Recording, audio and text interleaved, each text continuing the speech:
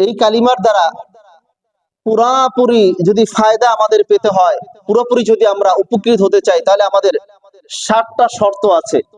যে 7টা শর্ত যদি আমরা পরিপূর্ণভাবে মানতে পারি, তাহলে এই কালিমার দ্বারা আমরা পরিপূর্ণভাবে আমরা ফায়দা পাবো, পরিপূর্ণভাবে এই কালিমার দ্বারা আমরা উপকৃত হতে পারবো।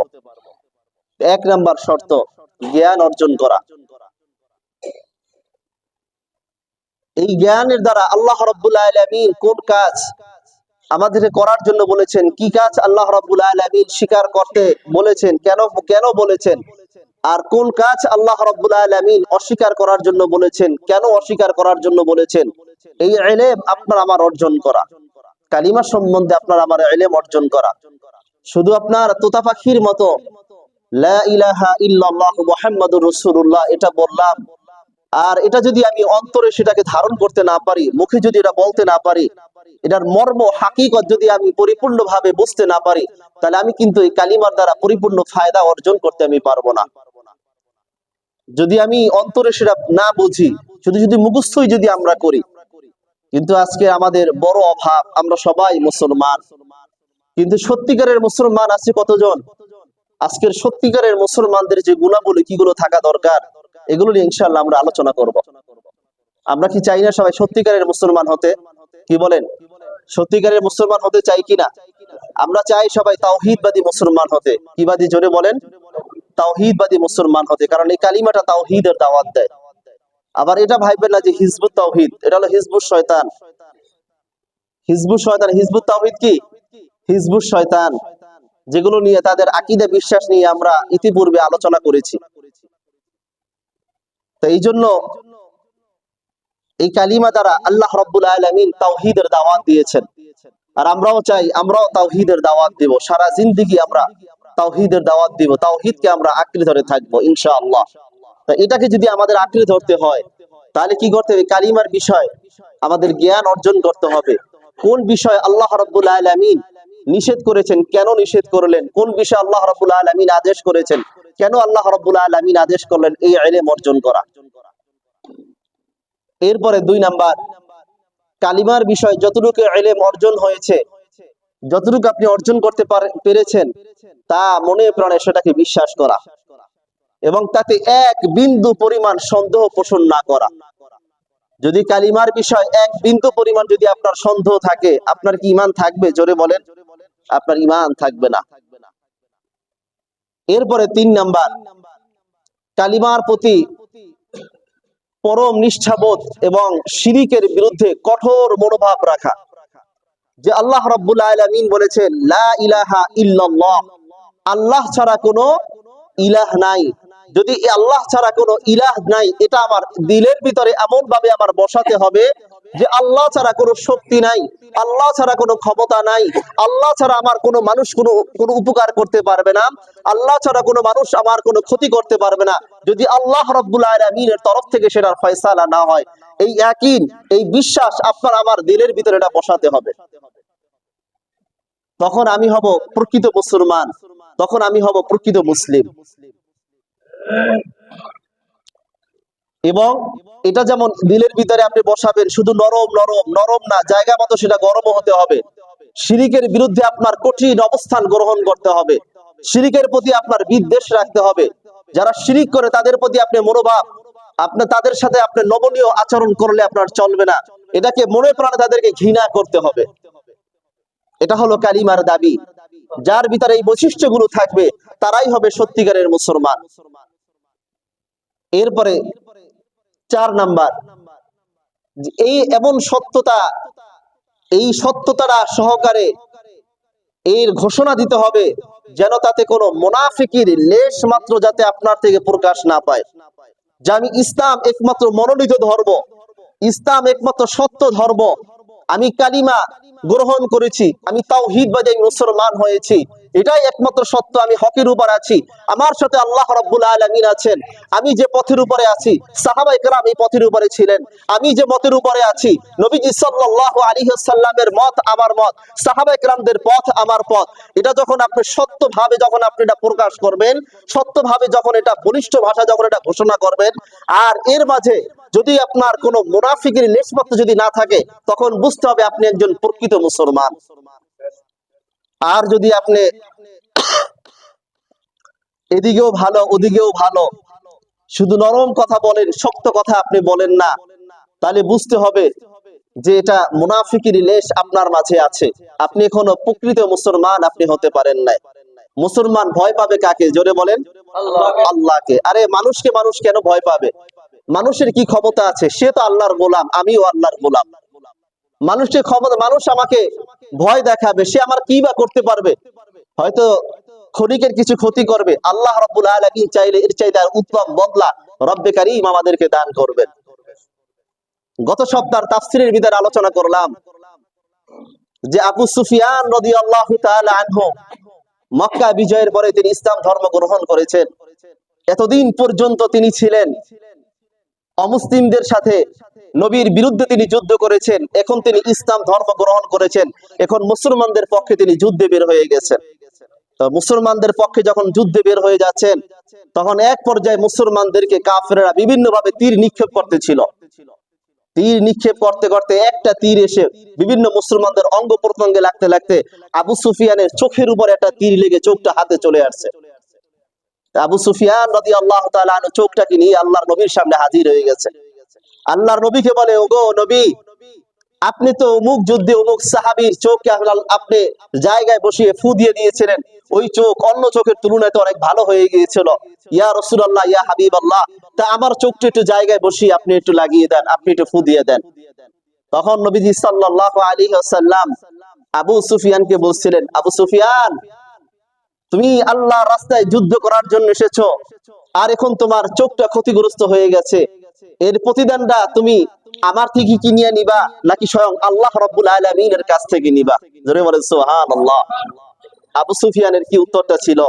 তখন সে সাথে সাথে বলল, ইয়া রাসূলুল্লাহ, ইয়া হাবিবাল্লাহ, আমার এই দ্বীনের জন্য এই কুরবানি, এটা আমি আপনার কাছ থেকে নিতে আমি রাজি নয়, আমি স্বয়ং আল্লাহ রাব্বুল আলামিনের কাছ থেকে নিব। এই কথা বলে নিজের পায়ের সাথে সাথে চোখটাকে পিষে শেষ করে ফেললেন। জোরে বলেন সুবহানাল্লাহ। এটা ছিল সাহাবায়ে কেরামদের, তাদের তাওহীদ, সাহাবায়ে কেরামদের কেমন আকীদা বিশ্বাস। আর আপনার আমার এখন আকীদা বিশ্বাস এমন হয়েছে, সত্য কথা আমরা বলি না, যে সত্য কথা বললে উমুকে বেজার হয়ে যাবে, সত্য কথা বলা যাবে না যে উমুকে আমার ক্ষতি করবে। এগুলো মুসলমানদের বৈশিষ্ট্য নয়। এগুলো কথা বলেন ঠিক কিনা? আমাদের ঈমান আনতে হবে কাদের মতো? সাহাবাদের মতো ঈমান আমাদের আনতে হবে। আরে ভাই, দুনিয়ার জিন্দেগি কয়দিন? কয়দিনের জিন্দেগি? 50 বছর, 60 বছর, 70 বছরের জিন্দেগি। এই জিন্দেগিতে শিয়ালের মতো বেঁচে থেকে লাভ কি? একদিন বাঁচবো, সিংহের মতো বাঁচবো। কথা বলেন ঠিক কিনা? মুসলমান এরা বীরের জাত, এরা মুসলমান কখনো ভিতুর জাত নয় এটা। সম্মানিত হাজিরিন, এরপরে 5 নাম্বার, কালিমা দ্বারা যদি আমরা উপকৃত হতে চাই, তাহলে এই কালিমা যে আমরা তেলাওয়াত করেছি, এই কালিমা যে আমরা পড়েছি, এর প্রতি ভালোবাসা আমাদের রাখতে হবে। এর প্রতি কি রাখতে হবে? জোরে বলেন। ভালোবাসা আমাদের রাখতে হবে, এবং মনের মধ্যে এই কালিমার প্রতি আমাদের দরদ রাখতে হবে। এই দরদ আমাদের দিলের ভিতরে আপনার আমার এটা পোষণ করতে হবে। আর সেই জন্য আমি যে আল্লাহ রাব্বুল আলামিন যে আমাকে এই কালিমা পড়ার মহান দৌলত, এই নিয়ামত আপনাকে আমাকে দান করেছেন, এই জন্য মনে মনে সেটা আনন্দ অনুভব করতে হবে। যে আমরা অনেক সময় দেখা যায় নবীজি সাল্লাল্লাহু আলাইহি ওয়াসাল্লামের সুন্নাহ যারা আমরা অনুসরণ করি, অনুকরণ করি, অনেক সময় আমাদের মনটা ছোট থাকে, যে আরে সব জায়গাতে যাওয়া যায় না, বা আমাকে নিয়ে তুচ্ছ তাচ্ছিল্য করবে। আরে বিষয়টাতে এমন নয়। আমি মুসলমান, আমি নবীর রূপ আমি ধারণ করেছি, নবীর আখলাক চরিত্র আমি ধারণ করেছি, আমি তো তার থেকে শ্রেষ্ঠ। কারণ তারা যে জিনিস নিয়ে গর্ব করে, তারা যাদেরকে মডেল বানায়, এদের চাইতে আমার নবীর আখলাক চরিত্র উত্তম, সুতরাং আমি তো তাদের থেকে শ্রেষ্ঠ। এর জন্য আমার আরো গর্বের বিষয় এটা। কথা বলেন ঠিক কিনা? হযরত হুযায়ফা রাদিয়াল্লাহু তাআলা আনহু তাকে দাওয়াত করেছেন, রাজ দরবারে তাকে দাওয়াত করা হয়েছে। হুযায়ফা রাদিয়াল্লাহু তাআলা আনহু যখন তাকে দাওয়াত দেওয়া হয়েছে, তখন তার সামনে খানা উপবেশন করা হয়েছে, তার সামনে খানা পেশ করা হলো। হুযায়ফা রাদিয়াল্লাহু তাআলা আনহু খানা খেলেন। খানা খাওয়ানোর পরে কিছু খাবার নিচে পড়ে গিয়েছে। হুযায়ফা রাদিয়াল্লাহু তাআলা আনহু ওটা উঠিয়ে খাবেন। এই পর্যায়ে একজন লোক বলল যে, ও হুযায়ফা, আপনি এই কাজটা করেন, এটা তার বাদশার দরবার, রাজ দরবার, আপনি যদি খাবার পড়ে যাওয়া খাবার উঠিয়ে খান, এটা দেখতে কেমন লাগবে? তারা হাসাহাসি করবে। হুযায়ফা রাদিয়াল্লাহু তাআলা আনহু তখন বললেন, আরে এরা তো দুনিয়ার সাধারণ রাজা বাদশাহ, এরা হাসাহাসি করলে কি এসে যায়? আর আমি যেটা করতেছি এটা তো আমার নবীর আদর্শ, সুতরাং তাদের আদর্শের চাইতে আমার নবীর আদর্শ বড়। সুতরাং তাদের সম্মানের দিকে তাকিয়ে, আমার ব্যক্তিত্বের দিকে তাকিয়ে আমি নবীর আদর্শকে আমি জলাঞ্জলি দিতে পারি না। জোরে বলেন সুবহানাল্লাহ।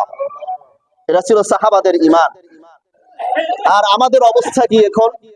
আমরা কালিমায় বিশ্বাসী, কিন্তু আমাদের ব্যক্তি জীবন বলেন, পারিবারিক জীবন বলেন, রাষ্ট্রীয় জীবন বলেন, আন্তর্জাতিক জীবন বলেন, কোন জায়গায় কি আমাদের ইসলাম আছে? জোরে বলেন। তাহলে আমরা কিসের মুসলমান? আমরা কিসের মুসলমান আমরা দাবি করি? আমাদের লেনদেন, আমাদের মুআমালাত, আমাদের মুআশারাত, কোনো কিছু আল্লাহর নবীর সাথে আমাদের এটা সম্পর্ক নাই। এটা তাহলে আমরা কিসের মুসলমান বলে আমরা দাবি করি? এই জন্যই তো আমরা কালিমা দ্বারা উপকৃত হতে পারি না। সাহাবায়ে কেরাম তারা কালিমা দ্বারা এত উপকৃত কেন হতে পেরেছেন? কারণ সাহাবায়ে কেরামদের সেই ঈমান ছিল। আল্লাহর নবী সাল্লাল্লাহু আলাইহি ওয়াসাল্লামের কাছে একজন সাহাবী এসেছেন, এসে বলতেছেন, ইয়া রাসূলুল্লাহ, ইয়া হাবিবাল্লাহ, আমি তো যুদ্ধের ময়দানে যাব। তখন আল্লাহর নবী বলেন, তুমি যুদ্ধের ময়দানে যাবা, কি আছে তোমার কাছে? আমার কাছে তো কোনো ঢাল নেই, আমার কাছে তো কোনো তলোয়ার নেই। আল্লাহর নবীর সাহাবী একটা খেজুর গাছের ঢাল নিয়ে আসছেন। বলে, ইয়া রাসূলুল্লাহ, আমার কাছে যতটুকু শক্তি ছিল আমি এই খেজুরের ডালটা নিয়ে আসলাম, আল্লাহর নবীর হাতে দিয়েছে। আল্লাহর নবী বললেন, ঠিক আছে যাও, এটাই তোমাকে দিয়ে দিলাম, তুমি যুদ্ধের ময়দানে চলে যাও। সাহাবায়ে কেরাম, আল্লাহর নবী দিয়েছেন এই ঢালটা, তিনি যুদ্ধের ময়দানে যখন চলে গিয়েছেন, ওই খেজুরের ঢাল যুদ্ধের ময়দানে নামার সাথে সাথে তলোয়ারে পরিণত হয়ে গিয়েছে। কারণ আল্লাহর নবী দিয়েছেন এটা, যেমন তেমন ব্যক্তি এটা দেয় নাই। কিন্তু আজকের আমার নবীর আদর্শ আজকের আমার কাছে ভালো লাগে না। আমার আদর্শ ভালো লাগে দুনিয়াদার, দুনিয়াদার যারা আছে, নায়ক নায়িকা গায়িকা যারা আছে, এদের আদর্শ আমার কাছে ভালো লাগে, অথচ আমি দাবি করি মুসলমান। এই জন্য আমাদের এক হুজুর বলতেন, হুজুর, এক ছাত্র আমরা বলতেন, হুজুর, আমরা যদি নবীর যুগে জন্মগ্রহণ করতাম তাহলে কত যে ভালো হতো। তখন হুজুর একটা হাসি রসিকতার সাথে একটা কথা বলছে, আমাদের ইমানের যে পাওয়ার, আমাদের ইমানের যে অবস্থা, তা এতে এই ইমান নিয়া এটা নবীর দলের সাথে যোগ না দিয়ে কিনে আবার কাফেরের দলের সাথেই আমরা যোগ দিতাম এই ইমান নিয়া। কারণ আমাদের যে ইমানের যে হালত, যে অবস্থা। সম্মানিত মুসলিম কিরাম, এই জন্য কালিমার প্রতি আমাদের দরদ, কালিমার প্রতি আমার ভালোবাসা, কালিমার প্রতি আমাদের শ্রেষ্ঠত্ব, এটা আমার ঘোষণা করতে হবে এবং এর জন্য আমার আনন্দিত হতে হবে।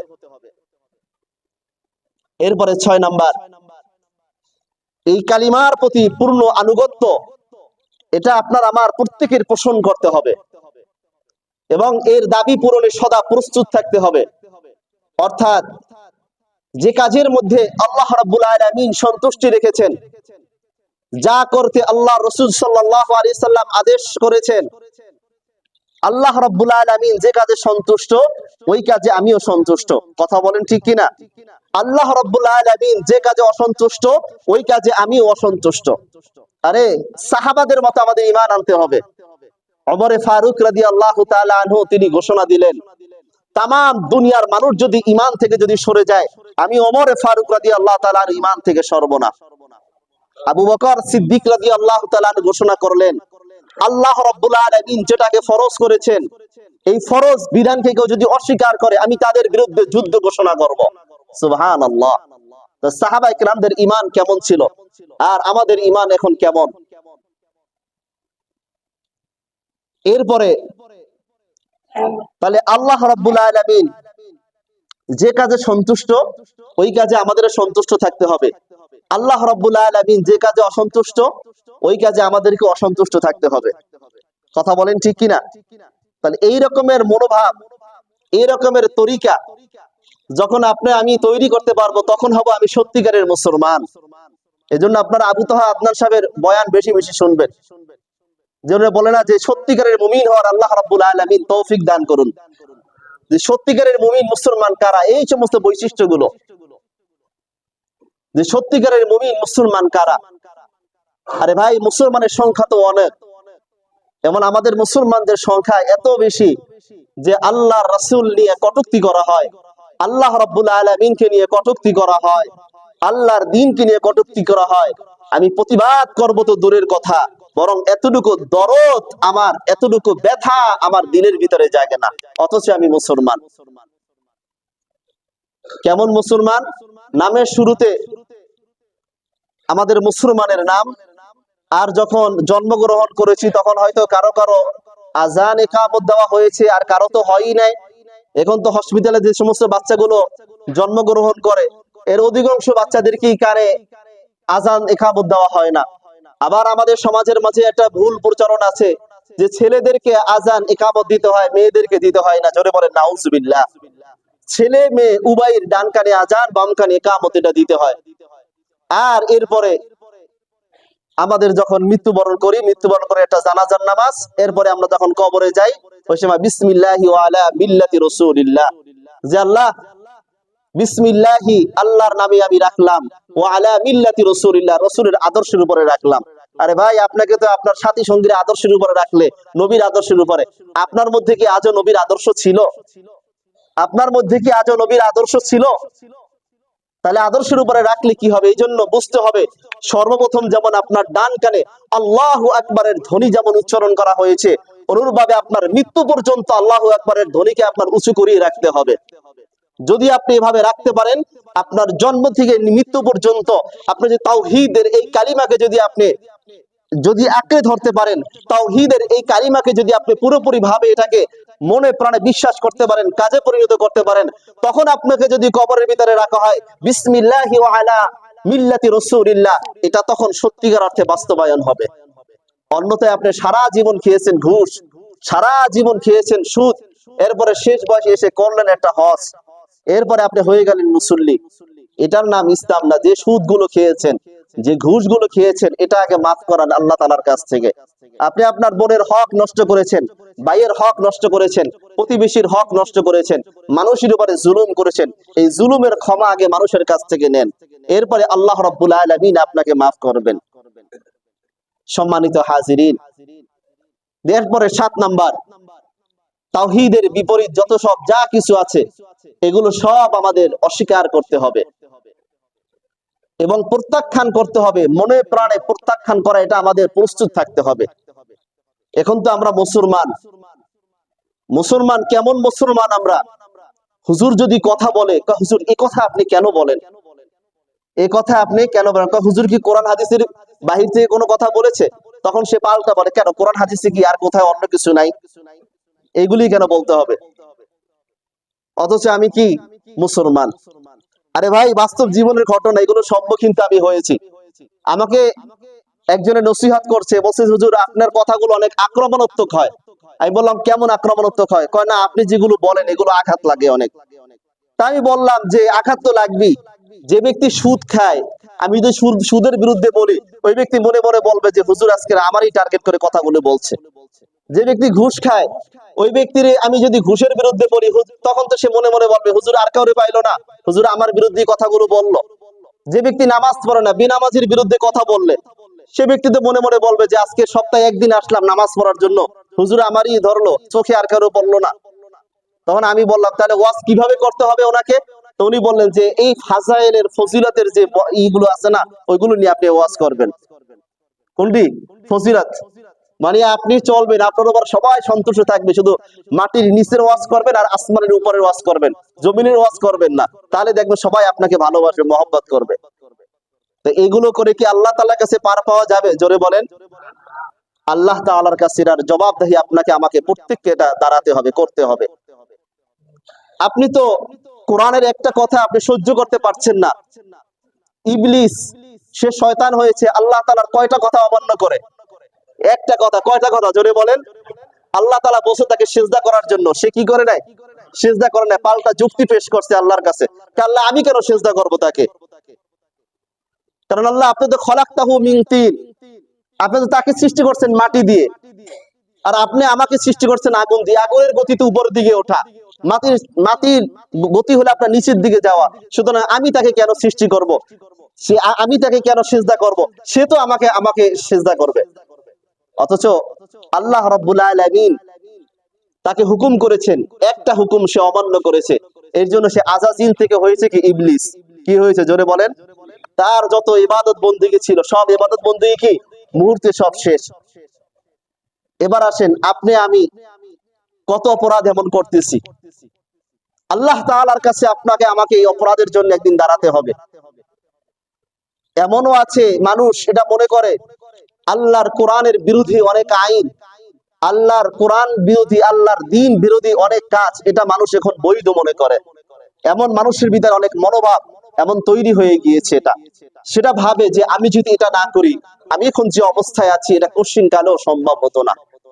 আল্লাহ রাব্বুল আলামিন যদি আপনাকে চান কোন মর্যাদার আসনে বসাতে, পৃথিবীর কোন মানুষ আপনাকে ওখানে ঠেকাতে পারবে না।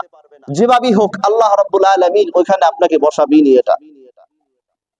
আর আল্লাহ রাব্বুল আলামিন যদি চান আপনাকে ক্ষতিগ্রস্ত করতে, ক্ষতি যদি আল্লাহর পক্ষ থেকে যদি এসে থাকে, পৃথিবীর তামাম মানুষ মিলেও আপনাকে রক্ষা করতে পারবে না। সম্মানিত হাজিরিন, তাহলে এই কালিমার প্রতি যদি আমরা এই 7টা বিষয় যদি আমরা আমল করি, তাহলে কালিমা দ্বারা আমরা প্রকৃত পক্ষে আমরা ফায়দা লাভ করতে পারবো, উপকৃত হতে পারবো।